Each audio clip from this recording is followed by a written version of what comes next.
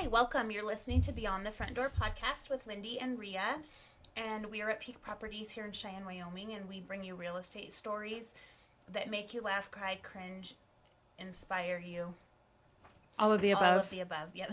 Come on in. We put the real in real estate. Yes. So thank you so much for being on here with us today. I am really excited to introduce our next guest, Carla. Thurin. Oh my gosh, I slaughtered that. It looks like Thurin. It does. It does. There's Okay. a TH. That tricked us. That did it. Tricked us. That's right. My name has a J in it. People are like, what is this Let's J? get that closer to you just so that we can make sure your sound is good. There we go. You are the executive director of Safe House. Correct. Here in Cheyenne. So I just want to welcome you and thank you for being here today. Thank you for having me. Of course. So if you just want to tell us a little bit about yourself, what brought you to Cheyenne, or did you grow up in Cheyenne, your family, all the goods? So I have not lived in Laramie County all my life. I transplanted 8 miles. I lived across the border into Nebraska all my life. Oh. I was raised on a ranch in Nebraska. Okay. And when I married my husband, we moved just across the border into Wyoming. Sure. So my husband and I have been married 40 years, and we have 9 kids. We have 3 biological, and we adopted 6 kids out of foster care. Oh. So with that comes 17 grandkids, all under the age of 16. That's So awesome. yeah, they go from 3 months to 16 years old. And Wow. so we're at a sporting event almost every night of the week, or my oldest is into FFA and stuff. And so we're gone a lot. I started working at Safe House in 1998. So this is actually my 26th year. I started out as outreach, and I just wanted to make a difference working with people that were in a situation that they needed to get out of. I think that it kind of partnered with the foster kids we were taking in Sure. at the time. We didn't get into foster care to adopt. It just kind of happened to us. And so we have the last one is a junior at UW. And so soon she will be a good member of society, paying her own bills. Yeah. But And as parents, we all look forward to yes, that. right, Yeah. right. So that's kind of what we've been doing. But when I started working at Safe House in '98, and then by 2001, I became the executive director. Kind of like it was a hop, skip, and a jump, and Sure. it was a lot of self-teaching because that wasn't what I was, like trained to do or wanted to do. But then it felt right, and so I've done it for a lot of years. I feel like that's a common story in the nonprofit world, that we all start off in programs in some fashion or another. Right. And if you have a passion for it and you're good at it, it's not, you eventually make your way up and to take care of that organization. So good on you. Thank you. We are the agency in Laramie County that helps victims of domestic violence, sexual assault, elder abuse, dating violence, stalking, human trafficking, anything where there's intimate partner violence. That's what our task is. We have a shelter that we can house we have 50 beds. Sure. Even if it's full, we might have 40 people in there, but it might be an empty bed in a room where there's a mom with 2 kids instead of 3. So, those are the kind of things. We don't put families together in bedrooms, and so we try to keep them most like at home. Keep it a little bit simple, and we have everything we do is free. The only money we handle is donations. We don't charge for rides, food, anything. We keep it's all, the clients can just have what they need. I would imagine that the program has grown pretty substantially since 1998. Oh, absolutely. Yeah. When we were when I first started, we were in a little 4-plex house where you had to walk through a bedroom to get to another bedroom. Oh. And we could house, if it was packed full, we could house 19 people. And we just continually outgrew that to Sure. the point where it was just not functionable. Sure. And then we increased it, and we've done so many things to increase bed space and capabilities of helping people in our shelter. Sure. But our office is at 714 West Fox Farm, so that's a public office where people can come get protection orders, stalking Sure. orders, safety plan, or just talk about their options.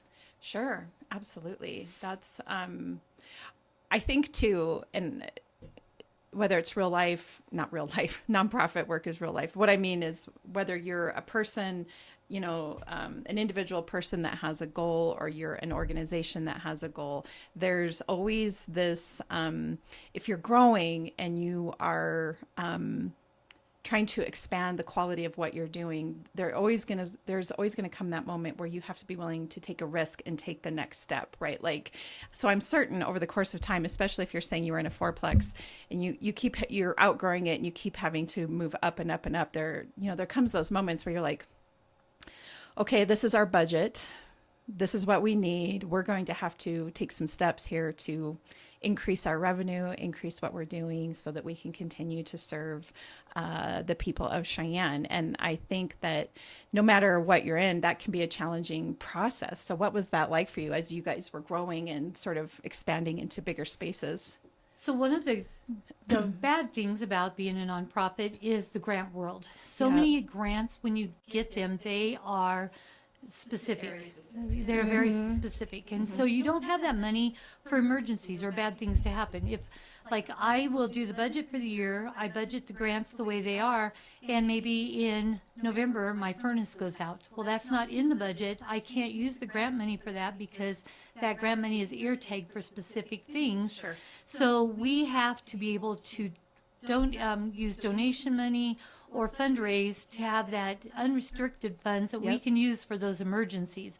Maybe the tires blow on our vehicle. We have 2 shelter vans that we take people to work, to appointments, school. Wow. I mean, all of that stuff. And we run the tires off those, but that I can budget it and say, so if I do my budget now in May, it's going to be for July through the next June. Well, I can't tell you what's going to happen next April.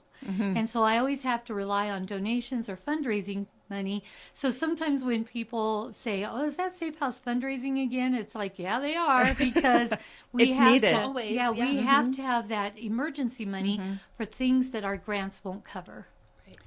I completely, that is the importance of fundraising and for communities to give to the organizations or to the nonprofits that they care about, because those agencies do need those unrestricted dollars. Because you're right, as we both know as well, when you are writing grants, that is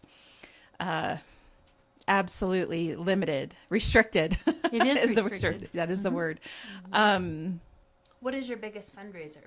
So we really only have one major fundraiser, and we have a luncheon, and it's coming up. It's May 14th. Okay. And I have the world's best board of directors, and they're just they're very simple and direct. They're like, we don't want a big party. We don't want something where everybody has to, like silent auction and whatever. Yeah.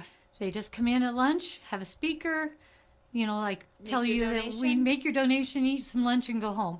The only thing we do there is we raffle off. We've been gifted two people Cheyenne Frontier Days tickets for all 9 night shows. And so we're raffling that off. Okay, and that's so cool. Yeah. if you happen to win that, how great is that? you know? Yes. But it's just a pretty down and simple fundraiser where we just invite people to come buy a table or just buy individual seats and sit down and eat lunch with us and leave us some money. I love that. I like simple too. So the agency has grown. So how many, let's say for 2023, I'm not sure if you're operating on a calendar year or a federal fiscal year, but how many people do you serve typically in a year?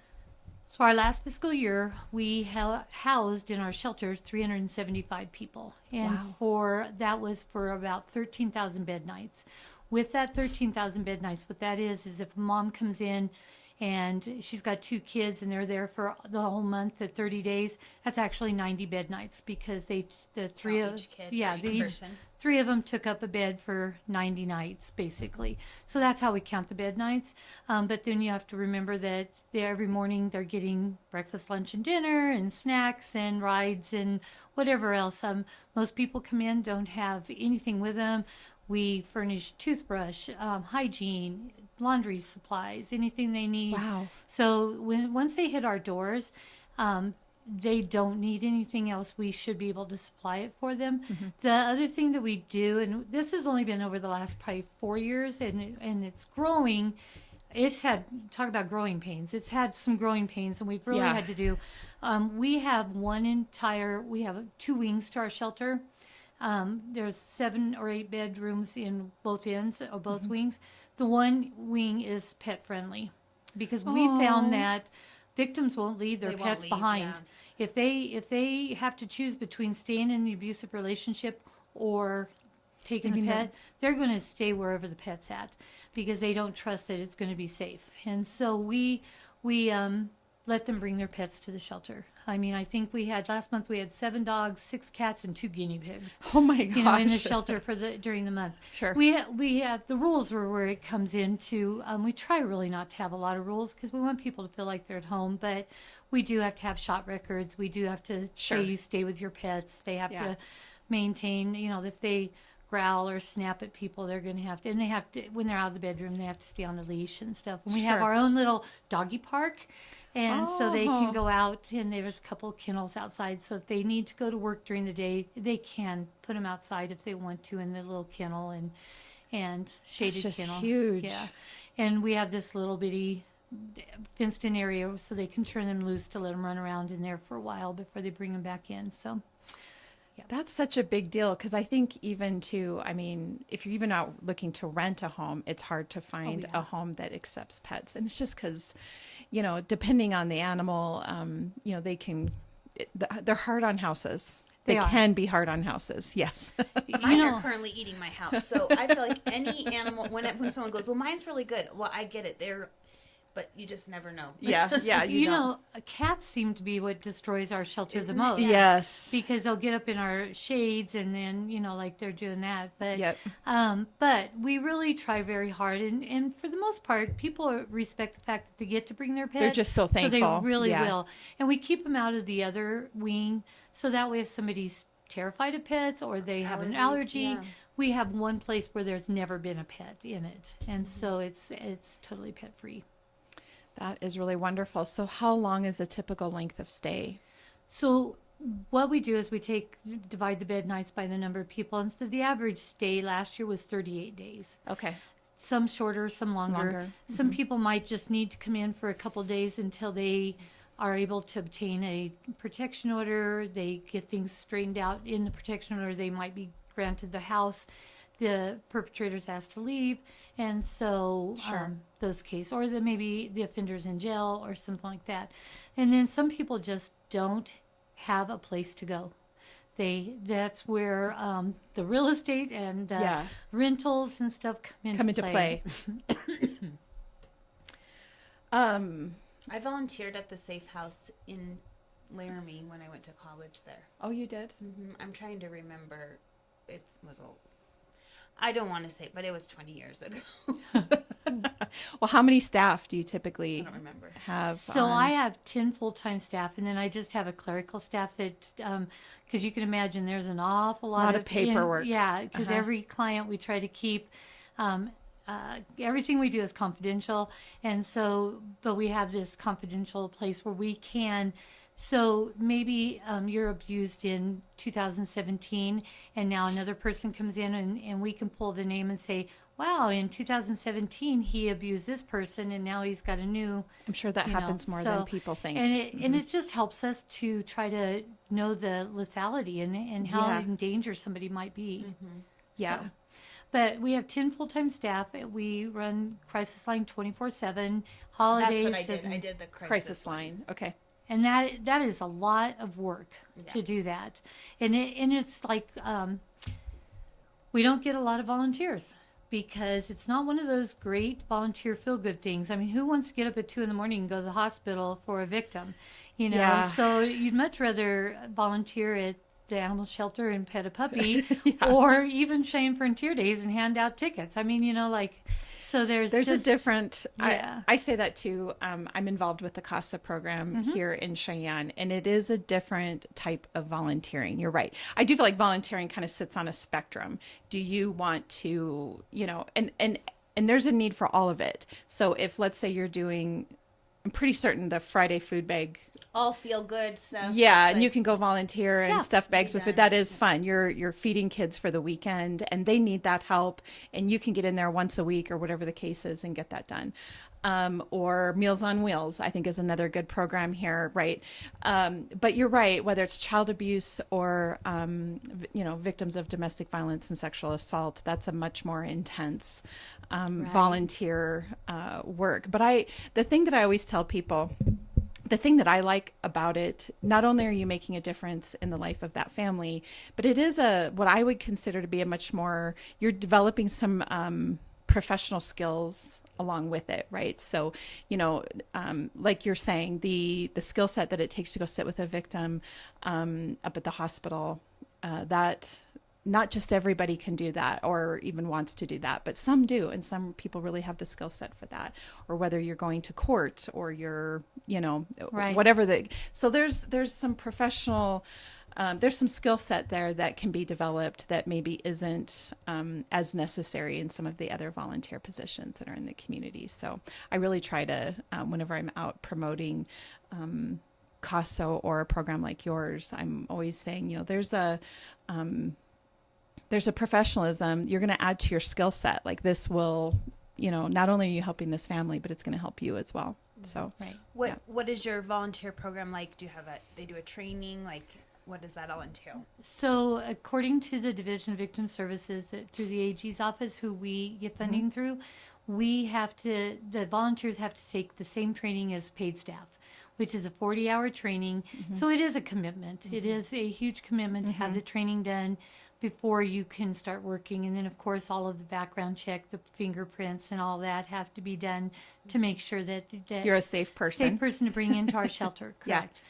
We do have some non-volunteer or volunteer things where you don't have to have the training. Like we've had some Boy Scouts come and rake our yard. We've had groups that have come in and fixed our play set or planted our flowers or stuff like that. Things that they can do outside, and they trim our trees and stuff like that. So anytime somebody's, I'm like, do you want to be a volunteer? You want some manual labor? Yeah. I think typically in an organization like yours, there's probably a space or a need for just about any type of volunteer work that somebody wants to do. There might be somebody that's like, I don't really have time to devote to a crisis line, but boy, I like to mow yards. I'll come in and mow the yard or whatever the case is. And that helps you guys too. So, I mean, so I've been there long enough that my kids grew up being voluntold, and now my grandkids are doing the same thing. And so it's often you'll see one of my grandkids mowing a lawn, and it's like, well, that's what happens. Sorry. Husbands too, right? Husbands he are builds voluntold. a lot of things. Yeah. He's got a couple dressers he's trying to fix at the moment. So, yeah, absolutely.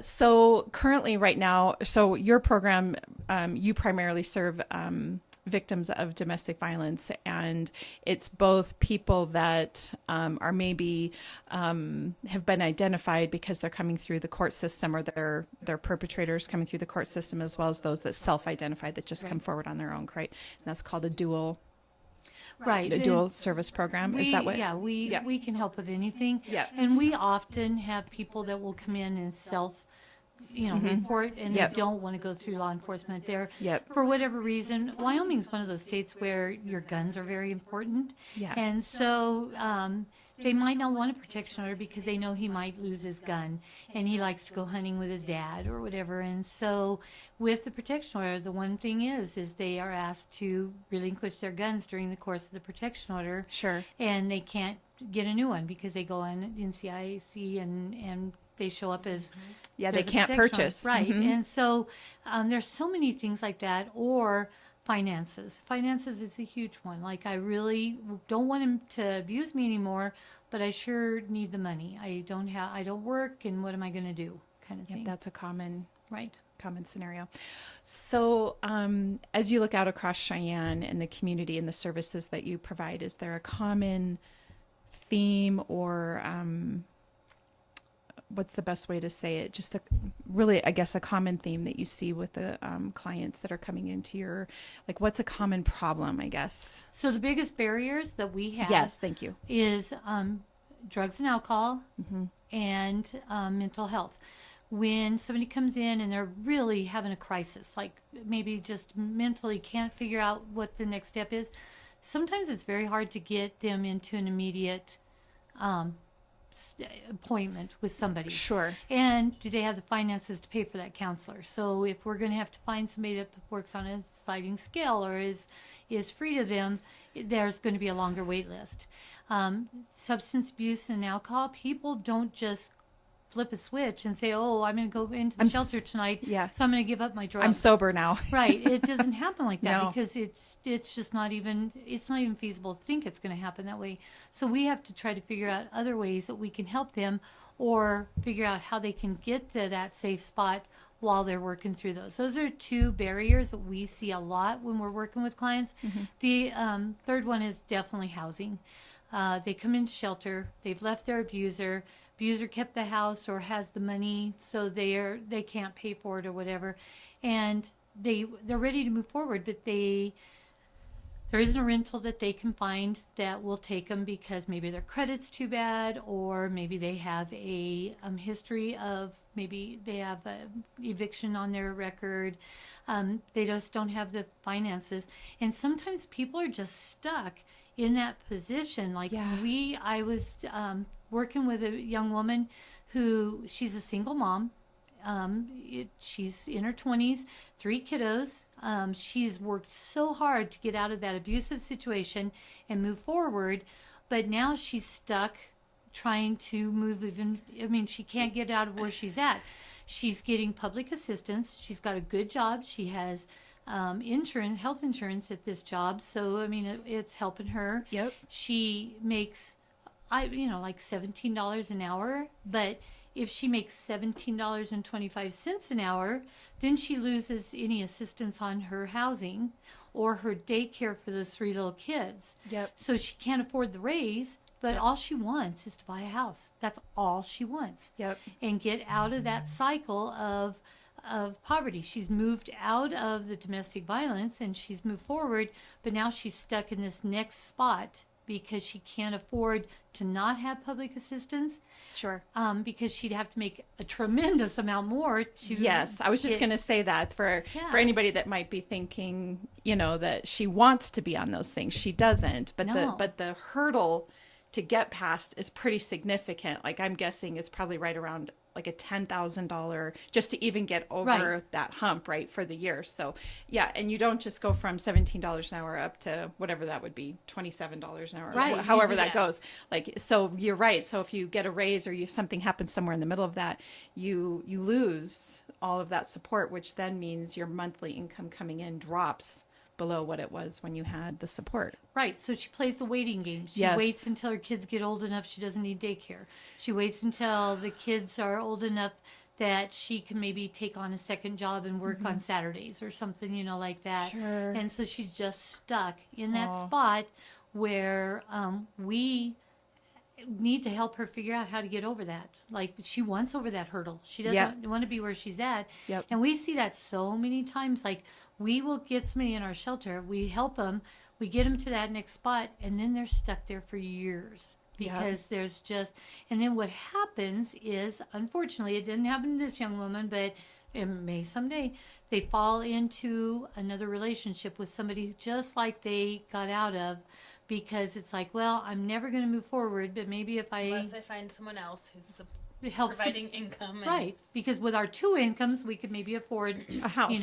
Yeah. And then we start that cycle back over because maybe it's the same kind of person that you just, and it's, those relationships are really hard because you tend to find somebody like who raised you to marry or to become in a relationship with. And then from there, you tend to just keep following that. I used to have a handout years ago that was called 11 Ways to Spot a Loser Lover. And I used to say, don't take this on a date, but, like if they're doing these things, to pull out your piece of paper. Right, right. But because you don't, it's just common. It's just what you're used to. Yeah. And you fall into it without even thinking about it. They feel familiar. Those red flags familiar. are familiar. Right. Yeah. Yeah. And so it's just a whole cycle that's on the outside of the violent part of the domestic violence. It's just so much deeper than that. Yeah. Yeah. I wish there was a better path forward for people in that situation. You know, we talk a lot here about first time or really young home buyers. And we've had, I mean, Lindy and I both have had buyers that are first time home buyers in their early 20s, but it's a pretty Herculean act to do that Right. here. And, you know, people will get all their finances correct, go in, you know, have a good credit score, have the good job, do all the things. And maybe they're only pre-qualified for 220 or 250. And those homes are few and far between, you know, and even if you do get into one of them, you got to be prepared for the home repairs and the maintenance that's going to come with that home. So it is a challenge. I am currently working with a couple of young buyers right now that are kind of falling in that range, and we're just waiting. You know, they're not flooding the market like the ones that are, you know, 500,000 and up Right. here in Cheyenne. So it's a much tougher, it's a hard road. I wish there was a different way, and I don't know what that's going to look like moving forward, but my heart goes out to them. I grew up with a single mom, and she worked her butt off. She worked 3 jobs to keep a roof over our heads and food on the table. And, you know, you just get by. So I have a deep respect for those single women out there that are doing their best to make it happen. Absolutely. Yeah, trying to change the cycle, you know, do something different with themselves. So, well, what piece of advice would you have, I guess, for any woman that might be listening that is considering making that leap for herself? What would be that hasn't used your services yet? So one thing, our services isn't just for women. Sure. So we also see men who are being a victim of domestic violence or And whatever. that does happen. And Yep. it does, because sometimes, I don't know if people just maybe are more aggressive. Sometimes it just seems like our world has become more aggressive. And then there's a lot of same-sex relationships or Sure. things like that take place. And the other thing that we are finding is because of the housing market and things going on, there's so many multi-generations living under one roof. True And story. so once, you know, it might be the 40-year-old son hitting the 60-year-old mom, and they're trying to figure out but if she kicks him out, who's going to help pay the rent or the mortgage and stuff like that. So those kind of things, it's just a great big circle of, it could be anybody. My best advice for anybody is to seek just some advice from Safe House.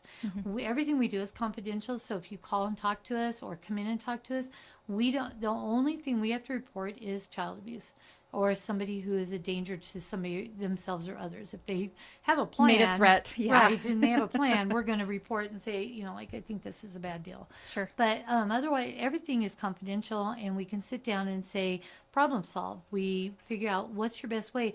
The scariest time for somebody is when they leave. And so make a good plan on when that's going to be so you're safe when that does happen. But the advice to everybody is to pay attention to your neighbors, pay attention to your family. If there's something that's weird or out of tack, or I mean, you know, it's just like, don't be scared to say, you know, I'm here for you. You know, like, people don't want you to tell them what to do, but they sure like to know they can talk to you. Sure. And so that's one of those great things, and know your resources, because the worst thing is to say, wow, that sounds bad, I don't know what you're going to do. If you say, well, that sounds bad, have you ever thought about calling Safe House? Can I Or take you there? Right. Do you want to use my phone? Yeah. Right. Any of those things. Because if you just send somebody to me, they may or may not show up. But if you say, hey, I'll give you a ride there, I know Yes. somebody there, they'll come a lot more often. And so We talk about that a lot here. For the parallel here would be if somebody is thinking about purchasing a home, but they think they're not ready. Oftentimes, they'll wait years before they'll go talk to a mortgage lender to make a plan. And we've had a few mortgage lenders come in here that are like, don't wait all that time. Just because you make a phone call doesn't mean you have to take action today. You know, just make the phone call and learn. You don't know what you don't know, right? Right. And so get in, make the phone call, meet with the person, sort of face your vulnerabilities or your fears, or if you're experiencing shame, nobody here is going to judge you for the decisions that you've made or the things that have happened within your life. Just make the phone call, find out what you don't know so that you can start to think about a plan moving forward. And we hear it in just about every story, no matter what the situation is, from people that are sitting here, is that sometimes you just got to make the phone call and find out, how do you proceed? And you may still wait a year before you do something, but at least you know. And facing your fears is the greatest thing, because I sit across from people all the time that says, I'm so embarrassed. I'm so embarrassed. And it's like, we're the least judgmental place in town. Yep. Like, we are not going to judge you. We're not going to judge why you took so long or what you're doing. Let's just fix what we can and move forward, kind of thing. Yep. But people are scared to make that first step. They don't want to come talk to us. Yep. Or they don't want to come in the shelter because they've got this preconceived notion that it's like something they've seen on TV. And Sure. we're always like, I'll tell people, sounds like you're being stalked. And they're like, oh no, I'm not being stalked. Well, it's not a Lifetime movie. They're not hiding in the bush. There's different, right. There's different levels. Right. And so let's talk through this and see, sometimes people will say, well, I'm not a victim of domestic violence. He doesn't hit me. He just shoves me onto the ground and takes my phone away and stuff like that. Well, that's domestic violence. Yeah. And so sometimes it's just being able to hear it from somebody else, because you convinced yourself for so long that it's not, or that I'm scared to say anything, or I'm too embarrassed. I've got a really good job. I have a state job, or whatever the case may be, and I can't let anybody at work find out about this. Yeah. And it's like, well, we're not going to tell them. anybody. Right. Yeah. Exactly. I just ahead. wanted to say real quick, just while I'm thinking about it. So for our listeners who want to help Safe House, obviously donations, but what other ways can they? They can volunteer. Do you take donations as far as like the Camilla shelter does, where it's like toilet paper and? Right. We take everything, except right now we just don't have the space for clothing. Okay. Every time, I just don't take very many vacations, because when I do, they turn another room into a bedroom. Oh. So, one time I come back from vacation and we no longer had an office. It was now a bedroom, and the office was moved into the room where like the fire panel is, it's just a desk, and one person is all you could go in there. Then this last time that I was gone for a little bit, they turned the donation room into another bedroom. They ran out of rooms, and so they took the donations to the garage and said, okay, we're just not going to take clothes anymore because we need people. So pretty soon we're going to see you sitting outside working. Is that right? I'll be out on the front door, right, with my computer. Welcome, come on in. So I'm taking a risk being here today. I don't know what you're on. No. Right now. Yeah. But anything you can use in your house other than clothing, we can use. So we. Believe it or not, we go through a lot of silverware. Like kids will take them out, or throw them in the trash. Spoons? Is it spoons? Anything. We relate. Silverware disappears in my house too. Right. We think the kids sometimes throw it away. I'm guessing silverware disappears and shoes pile up would be my or the top and they two. Don't match. No. Right, and socks. And socks go missing. That's right. But we do a lot of hygiene, like shampoo, conditioner. Right now, Beach Please is doing a luxury drive, so they're trying to collect things that you don't think about that would make you feel good, like body wash or face masks or hair supplies, ethnic hair supplies, things like that. Because we just try not to take the travel bottles because otherwise we're saying, here's a whole pile of shampoo. We'd rather give them we'd rather open up the pantry and say, which shampoo would you like? Right. Give them that some choice. choices. Don't just assume that they're going to want that strawberry essence. Let them pick out and see what's going to be best. It's the humanity, right? It's respecting, trying to keep their life as all the normalcies that can be there to be there, because their whole life is upside down. So whatever we can do comes down to your bar of soap or your shampoo or the lotion you put on. Yeah, sometimes you need some normalcy. In your life. And some of our rooms have like little alarm clocks or little lamps, and I think when people leave, sometimes they think it's a parting gift, or the pillows. So things like that we can always use. But we have 50 twin size beds, and so we're always looking for sheets. We're always looking for towels, bath towels, Sure. Because again, those kind of disappear. But Yeah. and honestly, I'm okay with that. If they need that to I almost feel like they kind of attached, right? Yeah, Kind of like your favorite blanket. You know, if you have a favorite towel or this alarm clock got you through starting a new job, I can kind of see where. Right. So just do it. Yeah. Yeah. We're not going to get excited. We're just going to find another way. We tend to go through coffee pots. I have no idea why. They break them very easily, but I think it's just getting overused. So Yeah. you might at your Use house more use than your a right. normal You use person. your coffee pot once a day, and we're using it 7 times a day. You know, Right. so it just It's maybe not going to last as long. right. Yeah, So absolutely. So, in wrapping up, thank you so much for sharing all of this information with us. It's helped me. I would love to I don't know if not your shelter necessarily, but just come visit your office or attend your luncheon. Would love to come and contribute to your organization because it's definitely needed. And Cheyenne has been growing, and I'm sure, and your organization is growing right along with it. So unfortunately, yes, you know, unfortunately, we're the one agency that just hates when business grows. yeah, yep, I hear that. So if you're a rich philanthropist and would like to donate a house, Yes, yeah, Right, we right. would like a fourplex or Yeah. something. Exactly. What a great way to transition into your own apartment. apartment, Yeah. Oh my gosh, that would be like a dream. Yes, So, absolutely. Well, so Lindy and I both have a question we love to ask all of our guests. And so my question for you is, what is your favorite thing about Cheyenne?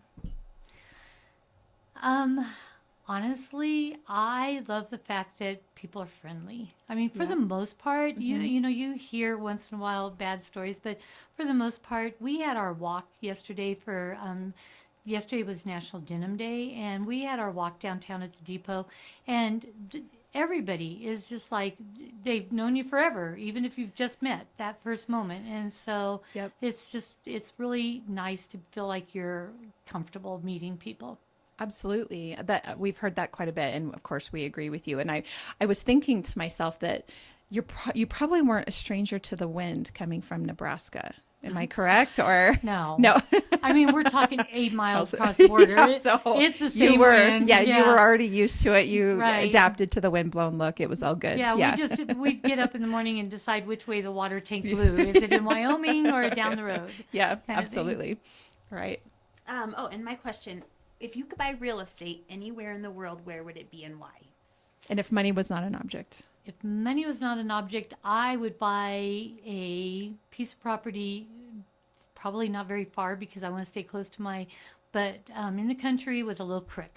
Oh, yes. Yeah. See, I live in the country. We have a little ranch, but we don't have anything pretty. I mean, like that, like the creek and all that. That would Yep. be pretty. I'd That like would. that. I agree. It's something we're kind of missing in this corner of the state. Is water sources. Water, trees, Right. a Yeah. little more. I mean, it's beautiful because you can see for miles, but The sky is beautiful. So my Yeah. house, I'm up on a hill, and I can actually see Nebraska and Colorado from my back porch. Really? Right, How because I can fun. see forever, and I Yeah. can see, and that's cool, and I do like that. But I probably wouldn't want to move very far because I do have a lot of grandkids, and I don't want to be away from them. You know, that's just a commonality we hear every single time that we ask people that question is that clearly if you live in Wyoming, unless you're here, you're stationed here, maybe, you're here intentionally. You want to live here. Right. And your family's here. your friends family's are here. You like this area of the country, and they're, you know, so whenever we've asked people that question, they may buy a second property, but it's still going to be close by. It's not going to be very far. That seems to be a common theme, and we agree. So anyway, well, thank you so much for having us on today. It was a pleasure to learn about Safe House. I'm really happy to have done that. And to all of our listeners, we hope that you have learned more about the programs offered there. How can they get a hold of you or your office if they're looking for help? So our crisis line is 637-7233. In the old days when you could spell out things, it's spelled 637-SAFE. Oh, But, sure. now that kids look at me like, what? What? But That's not on there. Right. It's not on our phone anymore. 637-7233, and that will get anybody day and night. Okay, perfect. Well, thank you so much. And for all of our listeners, if you are looking to buy or sell real estate, Lindy and I are here to help you. You can find us at www.sellcheyenne.com. You can find us on all the social media channels, and of course, Beyond the Front Door podcast on YouTube, Spotify, iHeartRadio, and Apple Podcasts. So anyway, thank you. Thank That you. was awesome. Thank you. This episode of Beyond the Front Door is brought to you by Peak Properties in Cheyenne, Wyoming. With over 75 years of combined experience in real estate, it's our goal to help clients buy and sell and save by providing the information you want and the professional services you expect. Let us help you with your residential, commercial, HUD, income-producing properties, as well as vacant land and rental needs. To learn more, visit www.sellcheyenne.com.